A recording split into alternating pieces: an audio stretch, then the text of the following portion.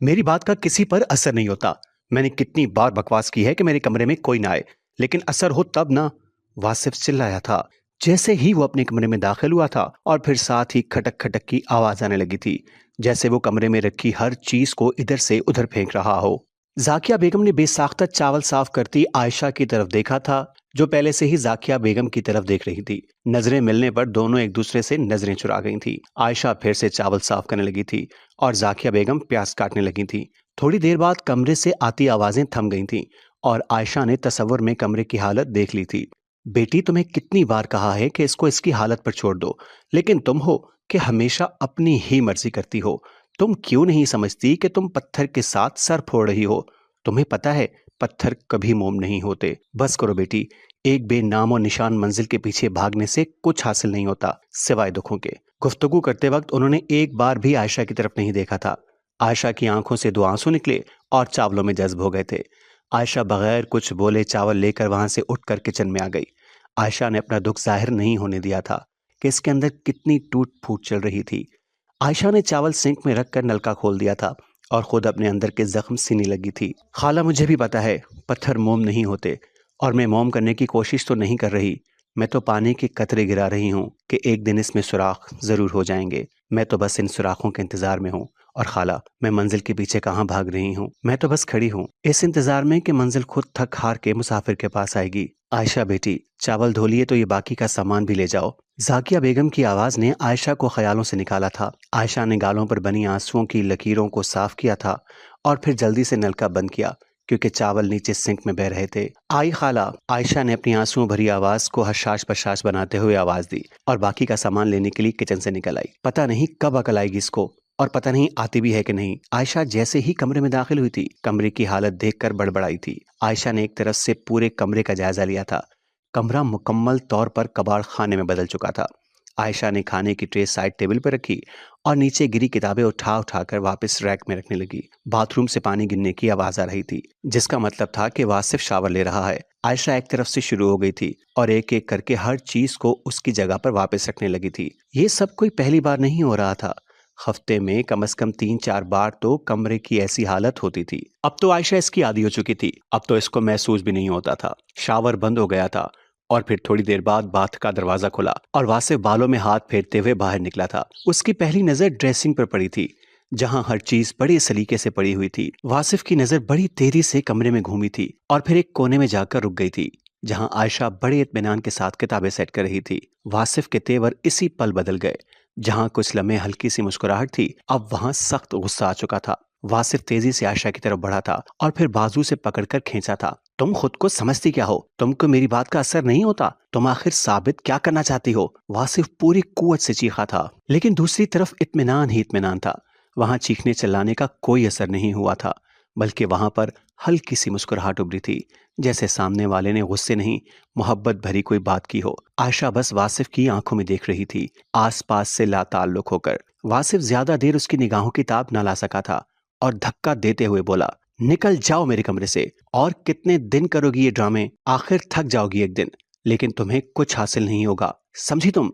वासिफ ने चीखते हुए कहा, मुसाफिरों से जिद न लगाओ। ऐसा ना हो कि मुसाफिर जिद में आ जाए और फिर मंजिल को खुद चलकर आना पड़े। इतनी देर में आयशा पहली बार बोली थी और फिर कमरे से निकल गई थी। अब ये यहाँ क्या कर रही है? ये जाती क्यों नहीं वापस? अब तो मैं इसको और बर्दाश्त नहीं कर सकता। वासिफ का लहजा सख्त और गुस्से से भरा था। वो आ जाती है वापस ड्यूटी से तो आप खुद इससे बात कर लें, वरना मैं खुद कर लूंगा। इसका और यहाँ रहने का मतलब नहीं बनता। तालीम पूरी हो गई है, 1 साल हो गया, प्रैक्टिस भी साल भर की कर ली है, और अगर वो किसी और मकसद के तहत रुकी हुई है तो इससे कहें कि चली जाए यहाँ से। वैसा मरते दम तक नहीं होगा। बहुत हो गए ड्रामे, बहुत कर लिया बर्दाश्त, और नहीं होगा। इसकी भलाई इसी में है कि यहाँ से वो वापस चली जाए। वासिफ गुस्से से चीख रहा था और जाकिया बेगम अपने बेटे की तरफ देख रही थी और फिर बोली थी, बेटे तुम ऐसे तो कभी ना थे, तुमको क्या हो गया है और क्यों इस बेचारी के पीछे पड़े रहते हो? इसने तुम्हारा क्या बिगाड़ा है? और दूसरा, किसी से इतनी नफरत नहीं करते कि कल अपने इस रवैये पर शर्मिंदा होना पड़े। और फिर मैं भी इसी दम से तो जी रही हूँ, तेरा तो पता ही नहीं तू कब आता है और कब जाता है। अगर वो ना होती तो मैं अकेली रह रहकर पागल हो चुकी होती। खाना पीना धोना सब कुछ तो उसने संभाल रखा है। तुम्हें तो ये भी खबर नहीं होती तुम्हारी माँ कब बीमार होती है, कब ठीक होती है। मैं तो कहती हूँ अगर वो ना होती तो मैं कब की मर गई होती। जाकिया बेगम हर तरह से आयशा के हक में खड़ी थी। हाँ तो मैंने नौकर रख तो दिए थे, लेकिन आपने तो दूसरे ही दिन उनकी छुट्टी करवा दी, तो इसमें मेरा क्या कसूर है? और दूसरा, मुझे खुशी से जी लेने दिया करें। आप जो भी बात करनी है मुझसे करो, और मुझसे नजरें मिलाकर करो। जो जहर के निस्तर चलाने हैं अभी चला लो, तुम्हारे सामने खड़ी हूँ। आयशा ने मुंह मोड़कर खड़े वासिफ को बाजू से पकड़कर खींचकर अपनी तरफ किया था, लेकिन वासिफ खामोश खड़ा रहा, सर झुकाए। आयशा हल्के से हंसी और फिर बोली थी, तुम मेरे साथ नजरें मिलाकर क्या बात करोगे? तुम तो खुद अपने साथ नजरें मिलाने के काबिल नहीं हो। खाला ने सच कहा था कि पत्थर कभी मोम नहीं होते, लेकिन मैं पागल थी जो ये सोच रही थी कि इश्क हर नामुमकिन को मुमकिन बना देता है। आशी की सोचें छोटी निकली। आशी तो पागल थी जो ऐसा सोचती थी। और हाँ, मैं जा रही हूँ आज और अभी यहाँ से। और ये मत सोचना कि मैं टूट गई हूँ, नहीं, बल्कि मैं पहले से ज्यादा मजबूत हो गई हूँ। इंसान जिस्म पर चोट तो बर्दाश्त कर सकता है, लेकिन रूह पर लगी हल्की सी चोट भी बर्दाश्त नहीं होती, और तुमने तो मेरी रूह को तार तार करके रख दिया है। आयशा मुड़ी और कमरे से बाहर निकल गई। वासिफ के जहन पर आयशा का एक एक लफ्ज हथौड़े बनकर बरस रहा था, और पुरानी यादों ने एक बार फिर आन घेरा था। आयशा रुक जाओ बेटी, तुमको तो इसकी आदत का पता है, वो तो इससे भी ज्यादा जहरीली बातें कर चुका है। तो फिर तुम्हें आज क्या हो गया है? कितनी बार तुम्हें उसने अपने कमरे से धक्के देकर निकाला, और कितनी बार तुम्हारा खाना उठाकर बाहर फेंका। इनके मुकाबले में तो आज इसने कुछ भी नहीं किया। फिर क्यों? खाला प्यासे को अब चाहत नहीं रही प्यास बुझाने की। अब अगर कुएं को चाहे तो वो खुद चलकर आ जाए, आयशा ने कहा, और सामान उठाकर बैरूनी दरवाजे से बाहर निकल गई। और जाकिया बेगम जहां थी वहां ही खड़ी आयशा को जाते देखती रही। तुमने ये सोच भी कैसे लिया कि मैं और वो भी तुमसे शादी करूंगी? अपनी औकात देखी है तुमने? तुम कहाँ और मैं कहाँ? तुम्हारे पास क्या है जो तुमने ऐसा सोच भी लिया? और जितना खर्च तुम्हारे पूरे घर के महीने भर का है, इतना मेरे एक हफ्ते का खर्च है। आमना ने हकारत भरी लहजे में कहा था। आमी, मैं तुमसे मोहब्बत करता हूँ। मैंने तुम्हारी मोहब्बत को चाहा है। घर पैसे से चलते हैं, मोहब्बत से नहीं। मोहब्बत की औकात ही क्या है? और तुम्हारे पास है क्या? तुम्हारी माँ लोगों के कपड़े सी सी कर 4 पैसे कमाती है, और जिस घर में तुम लोग रह रहे हो वो भी रिश्तेदारों की मेहरबानी से है। आमना का लहजा नहीं बदला था, वैसा ही हतकमेज था। और वो वादे उनका क्या? वासिफ बोला था, मुझे तुमसे कभी मोहब्बत नहीं थी, वो मेरा बचपना और टाइम पास था सब। आमी, ऐसा तो ना कहो। ये अल्फाज सुनकर वासिफ के दिल को कुछ हुआ था, और वो पुकार उठा था, ये सब तुम्हारी अपनी गलती थी, जो तुमने मेरी संगत के ख्वाब देखे। तुम्हें अपनी औकात नहीं भूलनी चाहिए थी। तुमको याद रखना चाहिए था कि तुम्हारा और हमारा स्टेटस क्या है। कसूर तुम्हारा अपना है, मुझे क्यों ब्लेम दे रहे हो? और ज्यादा शोर मचाने की जरूरत नहीं है। निकल जाओ हमारे घर से, और दोबारा यहाँ आने की जरूरत नहीं है, आमना ने गुस्से से कहा था। वासिफ अभी भी बेयकीनी से आमना की तरफ देख रहा था। उसी वक्त दरवाजा खुला था और आयशा कमरे में दाखिल हुई थी। आशी, देखो आमी क्या बोल रही है। कहती है इसे मुझसे मोहब्बत नहीं, वो सब टाइम पास था। वासिफ के लहजे में बेयकीनी और बेचैनी थी। आयशा कुछ बोली नहीं थी, लेकिन उसकी आंखें आंसुओं से भरी थीं। आशी, देखो ना, आशी ये झूठ बोल रही है ना, ये मजाक कर रही है ना मेरे साथ। वासिफ के लहजे की बेयकीनी किसी तौर कम नहीं हो रही थी। आयशा ने बेचारगी से वासिफ की तरफ देखा था, और बिना कुछ बोले कमरे से निकल गई थी। वासिफ के वालिद की बेवक्त मौत ने वासिफ की आने वाली जिंदगी बदल दी थी। वासिफ 2 साल का था जब इसके वालिद की डेथ हो गई। प्राइवेट जॉब होने की वजह से कुछ आसरा न रहा था। सास ससुर पहले ही न थे, और ना ही कोई और आसरा बनने को तैयार था। न कोई वासिफ का ताया चाचा, और ना ही मामू में से कोई मुस्तकिल सहारा देने के लिए तैयार। हर कोई नजरें चुरा रहा था। वासिफ की वालदा पर बड़ा मुश्किल वक्त था, लेकिन उन्होंने हौसला नहीं हारा था। उनके पास सिलाई का हुनर था, सो इन्होंने वही काम शुरू कर दिया। और वैसे भी उसको दूसरों के टुकड़ों पर पलना गवारा न था। हाथों में सफाई थी, इसीलिए उनको बुटीक के कपड़े सिलाई के लिए मिलने लगे थे, जिससे उनका गुजर बसर होने लगा। और फिर सब रिश्तेदारों ने अपने अपने सरों से मुसीबत टालने के लिए मिलकर एक 3 मरले का घर ले दिया, जिससे छत का आसरा भी हो गया। वासिफ की वालदा इतना कमा लेती थी कि वो घर का खर्च सुकून से चला सकें। और फिर जब वासिफ पढ़ने के लायक हुआ तो उसको करीबी स्कूल में दाखिल करवा दिया, और साथ ही अपना थोड़ा सा काम भी बढ़ा लिया, जिससे वासिफ के स्कूल की फीस और दूसरा खर्चा निकल जाता। वासिफ के सारे रिश्तेदार इसी शहर में रहते थे, लेकिन कोई भी ज्यादा मिलने नहीं आता था, सिवाय वासिफ की खाला के, जो उनके यहाँ कभी खुद आ जाती थी। तो कभी वासिफ की वालदा छुट्टी वाले दिन इसको लेकर उनके घर चली जाती। वासिफ के खालू मुल्क से बाहर होते थे। घर में सिर्फ खाला और इनकी 2 बेटियां थीं। बाकी रिश्तेदार साल में एक आध बार चक्कर लगा जाते थे, और अगर कोई पैसे देने की कोशिश करता तो वालदा बड़े सलीके से मना कर देती। वासिफ ने जब होश संभाला तो बस इसको एक ही रिश्ता मिला था, जो कि खाला का था, जो इससे मोहब्बत से पेश आती थी। और कजनों में बस खाला की 2 बेटियां थीं, जो इसकी बड़ी जल्दी अच्छी दोस्त बन गई थीं। और फिर दोस्ती कब मोहब्बत में बदली, इसको खबर ही नहीं हुई थी। वासिफ की वीरान जिंदगी में एकदम से बहार आ गई थी। और फिर जिस दिन वासिफ ने आमना के मुंह से इकरार सुना तो उसको लगा कि वो आसमानों में उड़ रहा है और वो दुनिया का सबसे खुशकिस्मत इंसान है। अब बस इनको इतवार के दिन का इंतजार होता था कि कब छुट्टी हो और वो कब उड़कर आमना के घर पहुंच जाए। आयशा उसकी सबसे अच्छी दोस्त थी। वो अपनी हर बात इसके साथ शेयर करता था। आमना की पसंद नापसंद वो आयशा से पूछता था और अपनी पॉकेट मनी बचाकर हर हफ्ते आमना के लिए कोई ना कोई तोहफा लेकर आता था। आयशा कब वासिफ से मोहब्बत करने लगी इसकी खबर आयशा को खुद भी ना हुई। दोस्ती कब मोहब्बत में बदली इसे अंदाजा ही नहीं हुआ था। अब इतना इंतजार आमना को वासिफ के आने का नहीं होता था जितना आयशा को होता था। आयशा मोहब्बत में इस कदर आगे जा चुकी थी कि वो चाहकर भी वासिफ को अपने दिल से नहीं निकाल सकती थी। आयशा अच्छे से जानती थी कि वासिफ उसकी मंजिल नहीं बन सकता, लेकिन फिर भी वो इससे खामोश मोहब्बत किए जा रही थी। वक्त पर लगा कर उड़ गया था। वासिफ और आमना कॉलेज में आ गए थे, लेकिन वासिफ की रूटीन अब भी नहीं बदली थी। अब भी वो छुट्टी वाले दिन अपनी खाला के घर जाता था। आशा की मोहब्बत पहले से ज्यादा गहरी हो गई थी, जबकि आमना की मोहब्बत में सर्दपन आ गया था। पहले वाला वालेहानापन अब नहीं रहा था। अगर वासिफ उसका गिला करता तो आमना कहती पढ़ाई का बोझ बढ़ गया है, इसी वजह से तुमको टाइम नहीं दे पा रही। वासिफ इन सब की शिकायत आयशा से करता। आयशा से दोस्ती आज भी रोजे अव्वल की तरह थी, बल्कि पहले से ज्यादा मजबूत हो गई थी। आयशा मोहब्बत की मंजिलें तय करते हुए इश्क के मकाम पर पहुंच चुकी थी, जहां अपनाने की चाह नहीं रहती बल्कि महबूब की खुशी उसकी अव्वल तरजीह बन चुकी थी। आयशा ने वासिफ को दिल के सबसे ऊंचे मकाम पर बिठा दिया था और खुद सबसे नीचे आन बैठी थी, जैसे वासिफ कोई आका हो और वो उसकी बांदी। वासिफ ने बहुत कोशिश की थी कि अब वो पढ़ाई के साथ जॉब भी स्टार्ट करे, लेकिन वासिफ की वालदा ने इसको ऐसा करने से बिल्कुल सख्ती से रोक दिया कि तुम सिर्फ और सिर्फ अपना ध्यान पढ़ाई पर रखोगे। और फिर वासिफ को अपनी माँ के हुक्म पर सर झुकाना पड़ा। और फिर एक दिन उसने गौर किया तो उसको मालूम हुआ कि उसकी माँ पिछले कुछ दिनों से कुछ ज्यादा ही मेहनत करने लगी है। काम की तो इनके पास पहले भी कमी न थी, लेकिन वो काम बस अपनी जरूरत के लिए करती थी, जितनी उनको जरूरत होती। और जब उसने इतनी मेहनत की वजह पूछी तो उसको जो जवाब मिला इसने इसको हिलाकर रख दिया। वो बड़ी देर तक बेयकीनी से अपनी माँ की तरफ देखता रहा कि वालदा कहीं मजाक तो नहीं कर रही। ऐसी तो कोई बात नहीं है। वासिफ पर तो जैसे बिजली गिरी थी। इसकी सोचने समझने की सलाहियत जवाब दे गई थी। वो खाली नजरों से अपनी वालदा की तरफ देख रहा था, जबकि इसकी वालदा सर झुकाए सिलाई करने में मसरूफ थी। वालदा की आंखों से आंसू निकलकर चादर में जज्ब हो गए थे। उनको वासिफ नहीं देख सका था। वासिफ की वालदा अपने बेटे की कैफियत से अच्छे से वाकिफ थी, इसीलिए उसने सर उठाकर अपने बेटे की तरफ नहीं देखा था। आमना का रिश्ता पक्का हो गया था उसकी अपनी पसंद से, ताया के बेटे के साथ। और अब 2 महीने बाद उसकी शादी थी और इस बात की खबर उसको कानों कान नहीं हुई थी।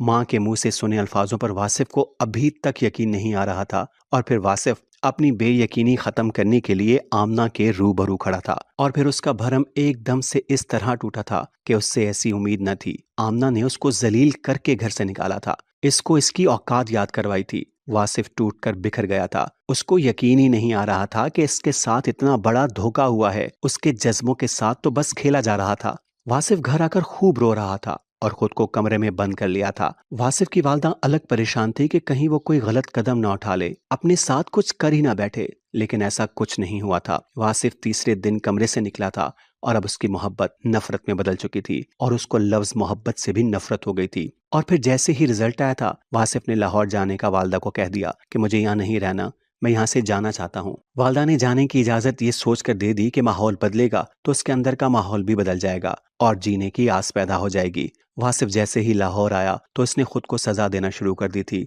आयशा हर हफ्ते खाला के घर आने लगी थी। जब उसे पता चला कि वासिफ लाहौर चला गया है, कभी कभार 1-2 दिन के लिए रुक भी जाती थी। इस तरह जाकिया बेगम का दिल भी बहल जाता था। आमना की 2 महीने बाद शादी हो गई थी, जिसमें जाकिया बेगम शरीक थी। वक्त के साथ वासिफ के दिल में मोहब्बत और जड़ें पकड़ चुकी थी। वासिफ कभी हाथ वाली रेडी पर बोझ ढोने लगता, कभी पेट्रोल पंप पर काम करने लगता तो कभी मजदूरी करने लगता। खुद को सजा देने के लिए मुख्तलिफ तरीके अपनाता रहता। और फिर एक दिन दाता दरबार पर बैठे एकदम से सोच बदली थी कि ये मैं क्या कर रहा हूँ, मैं किसी की गलती की सजा खुद को क्यों दे रहा हूँ। और फिर इसने सोच लिया कि किसी की गलती की सजा वो खुद से जुड़े रिश्तों को हरगिज नहीं देगा, बल्कि अब कुछ बनकर दिखाएगा। वासिफ जब दाता दरबार से उठा तो उसके पास एक मकसद था। वासिफ ने अगले ही दिन किताबें खरीद ली थी और मुकाबले के इम्तिहान की तैयारी करने लगा। कुछ बनने के जुनून ने इसकी बहुत मदद की थी। वासिफ ने खुद तैयारी करके इम्तिहान दिए और फिर जब रिजल्ट आया तो उसकी उम्मीद से ज्यादा अच्छा आया था। और फिर वो दिन भी आ गया जब उसे जॉब मिल गई। वासिफ की खुशियों का कोई ठिकाना न रहा था। वासिफ ने सारे इंतजाम किए और वापस अपने शहर आ गया। गुजरते वक्त में जब जब वो घर वापस आया था, तब तब आयशा को अपने घर में पाया था।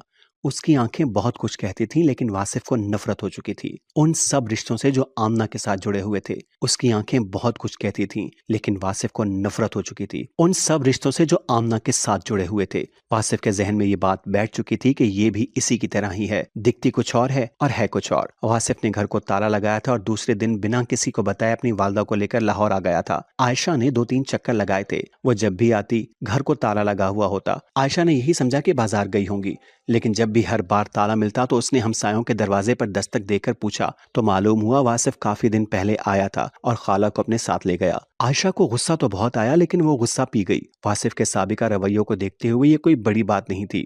एक दिन दोपहर आयशा फोन की बेल सुनकर उठी तो दूसरी तरफ आवाज सुनकर उसका दिल बाग बाग हो गया था। और जब शिकवा किया तो खाला ने बताया कि मैंने तो वासिफ से बहुत कहा था, लेकिन उसने मेरी कोई बात ही ना सुनी। तुम तो जानती हो आजकल इसका मूड कैसा है। और खाला ने बताया कि आज ही फोन लगा है और मैं पहली कॉल तुमको ही कर रही हूँ। और फिर बड़ी देर तक दोनों ने दुख सुख बांटे थे। जाकिया बेगम ने अपनी बहन के साथ बात की थी और फिर फोन बंद कर दिया। आयशा में एकदम से नई जान आ गई थी। उसकी बेचैनी और उदासी किसी हद तक कम हो गई थी और इसको एक राह नजर आने लगी थी। आयशा का रिजल्ट जैसे ही आया था, इसने लाहौर जाकर पढ़ने की जिद पकड़ ली थी कि वो MBBS लाहौर से करेगी। घर वालों ने बहुत समझाया कि जब अपने शहर में मेडिकल कॉलेज मौजूद है तो फिर बाहर जाने की क्या जरूरत है, लेकिन आयशा ने जो जिद पकड़ी थी छोड़ने का नाम ही नहीं ले रही थी। आयशा जानती थी कि उसके पास आखिरी मौका है। अगर ये निकल गया तो वो जिंदगी भर इससे दोबारा नहीं मिल सकेगी। बस यही एक मौका है उसको मनाने का। आयशा की ख्वाहिश के आगे सबसे बड़ी रुकावट आमना बनी हुई थी, जिसको इसने खरी खरी सुनाकर चुप करवा दिया था। और फिर घर वाले आयशा की जिद के आगे हार मान गए थे और उन्होंने जाने की इजाजत दे दी थी। आयशा की माँ को मुतमईन करने में जाकिया बेगम ने काफी किरदार निभाया था। आयशा ने जो रास्ता चुना था वो बड़ा मुश्किल और सबर आजमा था। उसे बड़े हौसले और हिम्मत से काम लेना था और उसे मालूम था कि बरसों के रूठे इतनी आसानी से नहीं माना करते, उनको मनाने में बरसों लग जाते हैं। वो अपनी अना खुददारी यहीं छोड़कर जा रही थी। उसने खुद को आने वाले हर तरह के रवैये के लिए जहनी तौर पर तैयार कर लिया था। उसको अंदाजा था कि दासी से मलका का सफर कोई आसान ना होगा। कितने ही दिन वासिफ को मालूम ही न था कि आयशा इसके घर में मौजूद है, क्योंकि उसकी रूटीन ही कुछ ऐसी थी कि जल्दी घर से निकल जाना और रात गए वापस आना। छुट्टी वाले दिन वासिफ देर से जागा तो जब नीचे आया तो आयशा को सामने देखकर एकदम से वासिफ का दिमाग गर्म हुआ था, लेकिन फिर उसने खुद पर कंट्रोल किया था और नॉर्मल अंदाज में किचन में चला गया। और किचन में जाते ही सारा गुस्सा बाहर आ गया। ये यहाँ क्या कर रही है? वासिफ का खुद पर कंट्रोल नहीं रहा था। कौन? आयशा। वो यहाँ पढ़ने के लिए आई है। जाकिया बेगम ने बड़े सुकून से जवाब दिया, अपने बेटे के गुस्से को नजरअंदाज करते हुए। वो तो ठीक है, लेकिन वो यहाँ इस घर में क्या कर रही है? बेटा, जाहिर सी बात है, अगर वो यहाँ पर पढ़ने के लिए आई थी तो यहाँ इसी घर में रहेगी। और उसने कहाँ जाना है? ये बात सुनते ही वासिफ ने जो हंगामा शुरू किया था और जो जो बातें की, अगर आयशा की जगह कोई और लड़की होती तो एक पल यहाँ ना रुकती, इश्क को भाड़ में झोंकती और इसी वक्त घर से निकल जाती। लेकिन आयशा को मालूम था कि ये सब होगा। बरसों के लगे जंग इतनी जल्दी नहीं उतरते और फिर आयशा के लिए ना खत्म होने वाला आजमाइशों का दौर शुरू हो गया था। हर रोज एक नया जख्म मिलता था और उसकी बर्दाश्त जवाब देते देते रह जाती और फिर वो खुद को अगली सुबह के लिए खुद तैयार कर लेती। आयशा ने घर का सारा काम संभाल लिया था, जिसमें वासिफ के कमरे की सफाई और खाना भी शामिल था, जो अक्सर उसके साथ दरवाजे के बाहर फेंक दिया जाता। वासिफ ने आयशा की अना और खुददारी पर ऐसी ऐसी कारी ज़रबें लगाई कि वो अंदर से टूट फूट जाती। उसे लगता था कि अब भी उसकी बर्दाश्त जवाब दे जाएगी, लेकिन उसका इश्क हर रोज इसको एक नई ताकत बख्श देता था और फिर से वो सीसा पिलाई दीवार बनकर खड़ी हो जाती थी। वासिफ ने हर तौहीन आमेज रवैया अख्तियार किया था, लेकिन आयशा के हौसले को तोड़ न सका था। वासिफ थक गया था, लेकिन आयशा वैसे की वैसी ही खड़ी थी, पहले दिन की तरह। कोई इतना बर्दाश्त कैसे कर सकता है? वो अक्सर अब ये सोचने लगा था। उसका हर वार खाली गया था। वो जितना जुल्म ढा सकता था उसने ढा लिया था। अब उसकी सही हो चुकी थी। उसकी हिम्मत जवाब देने लगी थी। उसके अंदर टूट फूट होने लगी थी, लेकिन अना थी कि उसको झुकने नहीं दे रही थी। वो अपनी नफरत का भरम तोड़ना नहीं चाहता था। बस वो अब चाहता था कि किसी न किसी तरह आयशा इस घर से चली जाए। जितने जुल्म उसने आयशा पर किए थे, अब वो खुद से नजरें मिलाने के काबिल नहीं रहा था। तो फिर आयशा का सामना वो कैसे कर लेता? कोई इतना भी मजबूत हो सकता है? वासिफ ने आज तक न सुना था न देखा था, और फिर इसने एक कारी जरब लगाई थी और वो जरब अपना काम कर गई थी। आयशा घर छोड़कर चली गई थी। ये ज़रब उस पर लगी थी कि आयशा पर। ये आने वाले वक्त ने बताना था। आयशा घर से क्या गई, वासिफ का चैन सुकून भी साथ ले गई थी। हालांकि होना तो ऐसा चाहिए था कि आयशा के जाते ही वासिफ खुश हो जाता, लेकिन ऐसा नहीं हुआ। वासिफ के अंदर टूट फूट इस कदर तेजी से हुई थी कि वासिफ को संभलने का मौका ही नहीं मिला था। उसको आयशा के साथ गुजारा एक एक लम्हा याद आ रहा था, और वो सलूक जो उसके साथ उसने किया। कहते हैं कि किसी इंसान की कदर तभी होती है जब वो उससे दूर हो जाता है, और ऐसा ही कुछ वासिफ के साथ हुआ था। वासिफ को आयशा की एक एक बात याद आ रही थी जो इससे पहले उसने कभी न सोची थी। सोचें इसको पागल करने लगी थी, और फिर इसका नतीजा ये निकला कि वासिफ बीमार होकर चारपाई पर आ गया था, और बुखार की हालत में अक्सर वासिफ के मुंह से आयशा आशी के अल्फाज अदा होते थे। और जाकिया बेगम सोचने लगी थी कि आयशा, तुम्हारी मोहब्बत रायगा नहीं गई, रंग ले आई। मेरी बात गलत साबित हो गई, पत्थर मोम होने लगा है। ये बात जाकिया बेगम के लिए बड़ी खुशाइन थी, लेकिन रोज बरोज बढ़ती बीमारी परेशान कुन थी। आयशा बेटी वापस आ जाओ, वासिफ की बीमारी दिन ब दिन बढ़ती जा रही है, जाकिया बेगम ने परेशान कुन लहजे में कहा था। खाला, परेशान ना हो, अना की आग में जलने वालों को बुखार की आग कुछ नहीं कहती। आयशा ने दिल पर पत्थर रखकर जैसे जवाब दिया था, वो सिर्फ वही जानती थी। लेकिन अब वो खुद को किसी भी किस्म की ढील नहीं देना चाहती थी। ये खबर सुनकर आयशा के दिल को कुछ हुआ तो था, लेकिन उसने खुद को सख्त कर लिया था और दिल पर पत्थर रख लिया था और आने से इनकार कर दिया था। ये कोई पहली कॉल नहीं थी जो खाला की तरफ से की गई थी। पिछले 1.5 महीने में अब तक मुतअद्दिद कॉलें आ चुकी थीं, लेकिन आयशा के इनकार को कोई भी कॉल इकरार में न बदल सकी थी। हर बार की तरह इस बार भी आयशा ने एक ही बात दोहराई थी, मुसाफिर को मंजिल की चाहत नहीं रही। अगर मंजिल को चाहत और जरूरत है तो खुद मुसाफिर के पास आ जाए। जाकिया बेगम वासिफ और आयशा के दरमियान पिस कर रह गई थी। दोनों ही अपनी अपनी अना को लेकर बैठे हुए थे कि कोई भी झुकने को तैयार नहीं था, और जाकिया दोनों को इनके हाल पर नहीं छोड़ सकती थी। अब जाकिया बेगम के फैसला लेने का वक्त आ चुका था। अब वो दोनों को किसी न किसी किनारे लगा देना चाहती थी। तुम दोनों ने जिंदगी को मजाक बना रखा है, किसी और का एहसास ही नहीं, बस अपनी अपनी आना अजीज है, बाकी जाएं सब भाड़ में तुम्हारी वजह से। तुमको कौन सा कोई फर्क पड़ता है, तुमको एहसास ही नहीं है तुम्हारी वजह से दूसरे कितनी तकलीफ में हैं। तुमको क्या परवाह, तुमने तो बस अपनी मन मर्जी करनी है। किसी और की गलती की सजा तुम किसी और को क्यों दे रहे हो? तुम ये किसने हक दिया है तुमको कि तुम दूसरों के जज्बों से खेलो? गलती तुम्हारी थी कि तुमने गलत इंसान का इंतखाब किया। आयशा ने क्या कुछ नहीं किया तुम्हारे लिए, तुम्हारे कैसे कैसे तौहीन आमेज रवैये को हंसते हुए बर्दाश्त किया, और तुमने क्या किया उसके साथ? तुमको शर्म आनी चाहिए। जाओ अपने कमरे में और जाकर तैयारी कर लो, सुबह हम रहीम यार खान जा रहे हैं। जाकिया बेगम का गुस्सा आसमान को छू रहा था, जबकि वासिफ खामोश बैठा सुन रहा था। लेकिन मेरी तबीयत, मुझे कोई एक्सक्यूज नहीं सुनना। मैं कोई तुमसे पूछ नहीं रही तुमने जाना है या नहीं, तुमको बता रही हूँ, जाओ और तैयारी कर लो। जाकिया बेगम ने वासिफ की बात भी पूरी नहीं होने दी थी। जब बच्चों से फैसले न हो पा रहे हों तो बड़ों का फर्ज बनता है कि बेहतर तरीके से मसले का हल निकालें जिसमें सबकी भलाई हो, और यही जाकिया बेगम ने किया था।